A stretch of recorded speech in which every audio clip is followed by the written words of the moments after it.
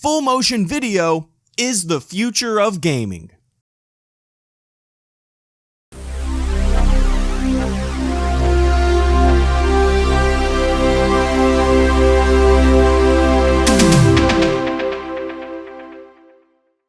Star Wars Rebel Assault 1 and 2.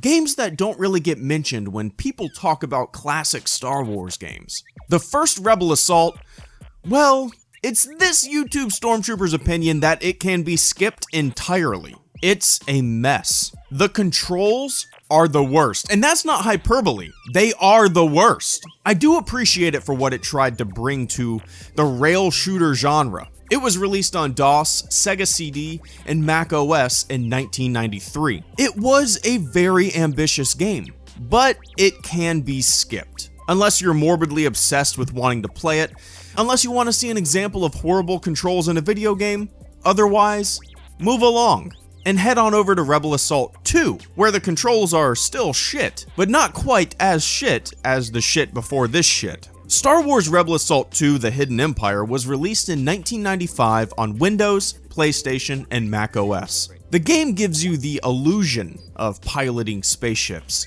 but it is, by any definition, a rail shooter. It's fun. It's a game that blew my 9-year-old mind away. Rebel Assault 2 made me think that video games would go in the direction of live action video, using real actors with real footage instead of generated graphics. I mean, we could have never predicted the way video games would go, with visual marvels like Battlefield 1. But at the time, the use of full motion video, or FMV for short, seemed like the future. Nothing is better than real footage, right? Nothing will be better than actually filming someone move around, right? Well, I was wrong, but I can totally see why I thought that. I remember being completely blown away by the ground-based levels in Rebel Assault 2. They looked so convincing. The FMV characters were incredible to see.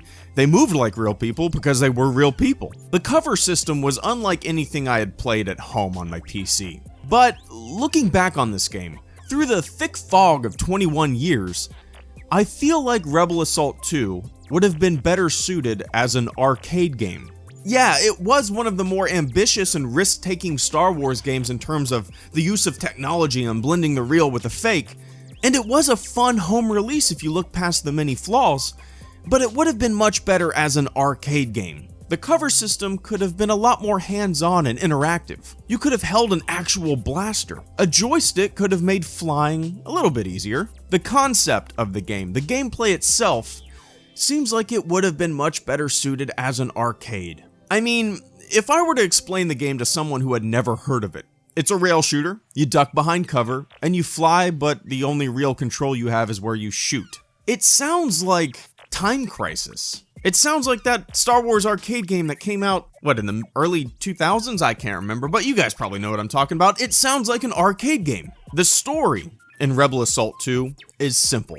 Fantastically simple. The Death Star is bloated it up. A rebel patrol goes missing, a rookie pilot goes out to investigate, and he finds a large Imperial presence in the area. He discovers a plan by Darth Vader to cloak TIE fighters, and tries to put a stop to it. Bingo, no fluff. Just X-Wing TIE fighters, rebels, stormtroopers, blasters in space. And the video cutscenes do a good job of setting the tone of the plot. Are they well acted? Sometimes. But most of them are super cheesy. But that gets no complaints from me. I'm always up for some cheese. So, the graphics are cool and very different. The story is neat and very simple. But where things go from frustrating to fucking frustrating is in the gameplay, in the controls, especially when you're flying. Let me try to explain this. The levels you fly through are pre-rendered videos. This is a rail shooter from 1995. It makes sense to do that. But you're given slight, very, very limited control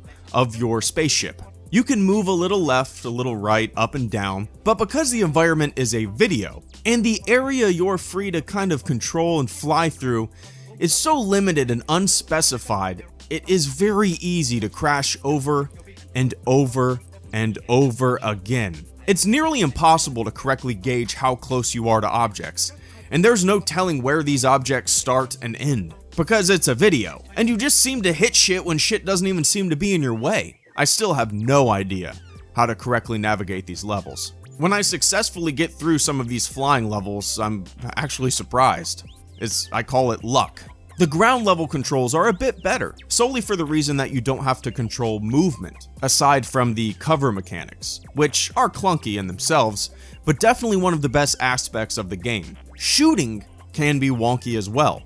Sometimes it feels like your reticle is directly on a stormtrooper or an enemy, you fire, but nothing happens. Despite the horrible controls and the overall clunky-ass gameplay, Rebel Assault 2 is without a doubt worth checking out, or revisiting. I completely forgot this game existed up until about a month ago. When I saw footage, I had a rush of member berries. I played through the game, and remember the levels, remember the cutscenes, I remember the frustrations and the fun. Rebel Assault 2 is one of the most Star Wars feeling Star Wars games ever made. It's story-driven in its simplest form. It's a rail shooter with a lot of ambition in the early days of home gaming. It's a short game, averaging a little over 4 hours. It can be incredibly frustrating and feel pretty repetitive. It can be insultingly easy and incredibly hard. It completely blew me away as a kid and really made me feel like I was just dropped in the Star Wars universe. 21 years later, I'm gonna say it's still worth a playthrough. But you can skip the first game, you can skip Rebel Assault 1. Just give Rebel Assault 2 a chance. I think you'll enjoy it. Hello Greedo, out.